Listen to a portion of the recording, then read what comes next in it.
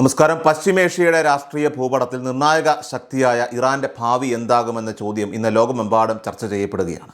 വർഷങ്ങളായിട്ട് തുടരുന്ന സംഘർഷങ്ങളും ഉപരോധങ്ങളും ഇറാന്റെ ആഭ്യന്തര വിദേശ നയങ്ങളെ എങ്ങനെ ബാധിക്കുന്നുവെന്നത് അതീവ ഗൗരവകരമാണ്. നിലവിലെ പരമാധികാരി ആയത്തുള്ള അലി ഖമേനിയുടെ വിയോഗ വാർത്തകൾ പുറത്തുവരുന്ന ഈ സാഹചര്യത്തിൽ ഇറാന്റെ ഭരണഘടനയിലും അധികാരഘടനയിലും ഒരു വലിയ പൊളിച്ചെഴുത്ത് ഉണ്ടാകുമോ എന്നതാണ് രാഷ്ട്രീയ നിരീക്ഷകർ ഇപ്പോൾ ഉറ്റുനോക്കുന്നത്. കേവലം ഒരു വ്യക്തിയുടെ മാറ്റത്തിനപ്പുറമായിട്ട് 1979 ഇസ്ലാമിക വിപ്ലവത്തിന് ശേഷം രാജ്യം പിന്തുടരുന്ന വിലായത്ത് ഇ ഫഖീഹ് എന്ന ആ ഒരു വ്യവസ്ഥിതി തന്നെ ചോദ്യം ചെയ്യപ്പെടുന്ന ഘട്ടത്തിലേക്കാണ് കാര്യങ്ങൾ നീങ്ങുന്നത്.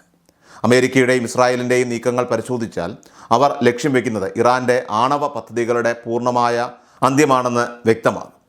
ഒരു സാധാരണ കരാറിലൂടെ ഇറാൻ്റെ മിസൈൽ ശേഖരമോ ആണവ സാങ്കേതിക വിദ്യയോ പരിമിതപ്പെടുത്താൻ സാധിക്കുമെങ്കിലും അതൊരു താൽക്കാലിക പരിഹാരം മാത്രമാണെന്ന് പടിഞ്ഞാറൻ ശക്തികൾ വിശ്വസിക്കുന്നു. ഹമാസ്, ഹിസ്ബുള്ള, ഹൂതികൾ തുടങ്ങിയ സംഘടനകൾക്ക് ഇറാൻ നൽകുന്ന തന്ത്രപരമായിട്ടുള്ള പിന്തുണ അവസാനിപ്പിക്കണമെങ്കിൽ ആ പിന്തുണയുടെ ഉറവിടമായ ഭരണകൂടത്തെ തന്നെ മാറ്റണമെന്ന നിലപാടിലാണ് അവർ. യുദ്ധം ഇറാൻ ജനതയ്ക്കെതിരെയല്ല, മർദ്ദക ഭരണകൂടത്തിനെതിരെയാണ് എന്ന അമേരിക്കൻ പ്രസിഡന്റിൻ്റെ പ്രസ്താവനകൾ ഈ തന്ത്രത്തിൻ്റെ ഭാഗമാണ്. ഭരണകൂടത്തെ ഒറ്റപ്പെടുത്തുകയും ജനങ്ങളെ അതിനെതിരെ തിരിക്കുകയും ചെയ്യുക എന്ന ലക്ഷ്യത്തോടെയാണ് സാമ്പത്തിക ഉപരോധങ്ങൾ ഇപ്പോൾ കർശനമാക്കിയിരിക്കുന്നത്. ഇറാനിലെ ആഭ്യന്തര സാഹചര്യം പരിശോധിക്കുമ്പോൾ 8 കോടിയോളം വരുന്ന ജനസംഖ്യയിൽ വലിയൊരു വിഭാഗം കടുത്ത സാമ്പത്തിക പ്രതിസന്ധിയിലാണ്. അന്താരാഷ്ട്ര ഉപരോധങ്ങൾ കാരണം എണ്ണ കയറ്റുമതി തടസ്സപ്പെട്ടതും തൊഴിലില്ലായ്മയൊക്കെ വർദ്ധിച്ചതും സാധാരണക്കാരുടെ ജീവിതം ദുസ്സഹമാക്കിയിരിക്കുന്നു.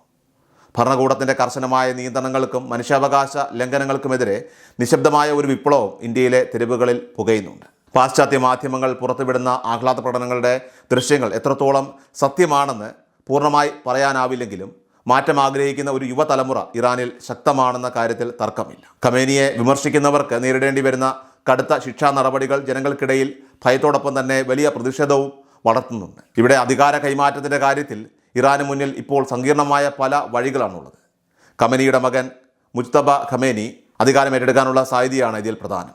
എന്നാൽ പിതാവിനുണ്ടായിരുന്ന മതപരമായ സ്വാധീനമോ സൈന്യത്തിന് മേലുള്ള പൂർണ്ണമായ നിയന്ത്രണമോ മകന് എത്രത്തോളം ലഭിക്കുമെന്നത് കണ്ടറിയണം. എന്നാൽ മറുഭാഗത്ത് പ്രവാസത്തിലുള്ള റീസ പഹലവിയെ, അതായത് മുൻ രാജാവിൻ്റെ മകൻ, അദ്ദേഹത്തെ അധികാരത്തിലെത്തിക്കാൻ അമേരിക്ക ശ്രമിച്ചേക്കാമെന്ന നിരീക്ഷണവുമുണ്ട്. എന്നാൽ വിദേശത്ത് വസിക്കുന്ന ഒരു നേതാവിനെ ആധുനിക ഇറാനിലെ ജനങ്ങൾ എത്രത്തോളം ഉൾക്കൊള്ളും എന്നത് വലിയൊരു ചോദ്യചിഹ്നമാണ്. ഒരു തെരഞ്ഞെടുപ്പിലൂടെ അല്ലാതെ പുറത്തുനിന്നുള്ള ശക്തികൾ അടിച്ചേൽപ്പിക്കുന്ന ഭരണം ഇറാൻ ജനതയുടെ അഭിമാനബോധത്തിന് ഒരുപക്ഷെ മുറിവേൽപ്പിച്ചേക്കാം. ഇനി ഇതേ സാഹചര്യത്തിൽ സൈനിക തലത്തിലുള്ള മാറ്റങ്ങളാണ് മറ്റൊരു പ്രധാന ഘടകം.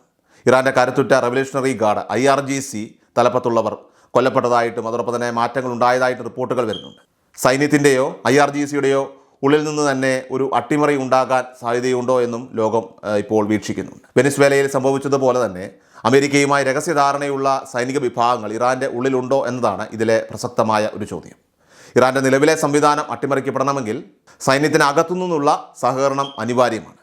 എന്നാൽ IRGC എന്നത് കേവലം ഒരു സൈനിക വിഭാഗമല്ല, മറിച്ച് രാജ്യത്തിൻ്റെ സാമ്പത്തിക രാഷ്ട്രീയ മേഖലകളിൽ ആഴ്ന്നിറങ്ങിയ ഒരു വലിയ സംവിധാനമാണെന്നത് ഇതിൻ്റെ സങ്കീർണത വർദ്ധിപ്പിക്കുകയാണ്. അതുപോലെ തന്നെ ഇറാൻ്റെ രാഷ്ട്രീയ ജനിതക ഘടനയിൽ മാറ്റം വന്നാൽ അത് ലോകക്രമത്തെ തന്നെ ബാധിക്കുന്ന ഒന്ന് തന്നെയാണ്. അമേരിക്കയ്ക്ക് പൂർണ്ണമായും വഴങ്ങുന്ന ഒരു ഭരണകൂടം അത് ഇറാനിൽ വന്നാൽ നിലവിൽ പശ്ചിമേഷ്യയിലുള്ള അമേരിക്കൻ സൈനിക താവളങ്ങളുടെ പ്രസക്തി പോലും മാറും. യുദ്ധത്തിലൂടെയുള്ള മാറ്റം വലിയ നാശനഷ്ടങ്ങൾക്കും ഒരിക്കലും അവസാനിക്കാത്ത ആഭ്യന്തര കലഹങ്ങൾക്കും കാരണമായേക്കാം എന്ന ആശങ്കയും നിലനിൽക്കുന്നുണ്ട്. ഏതുതരം മാറ്റമാണ് ഉണ്ടാകാൻ പോകുന്നത് എന്ന് ഉറപ്പിച്ച് പറയാനാവില്ലെങ്കിലും തീർച്ചയായിട്ടും ഇറാൻ്റെ ചരിത്രത്തിലെ ഏറ്റവും വലിയ വഴിത്തിരിവിലാണ് ആ രാജ്യം ഇപ്പോൾ നിൽക്കുന്നത്. ഇത് നിസ്സംശയം നമുക്ക് പറയാൻ സാധിക്കും. മാറ്റം അനിവാര്യമാണെങ്കിലും അത് എങ്ങനെ, എപ്പോൾ സംഭവിക്കുമെന്നത് അത് തീർച്ചയായിട്ടും വരും ദിവസങ്ങളിലെ ഈ യുദ്ധ സാഹചര്യങ്ങളും അതോടൊപ്പം തന്നെ രാഷ്ട്രീയ നീക്കങ്ങളും നമുക്ക് വ്യക്തമാക്കി തരും.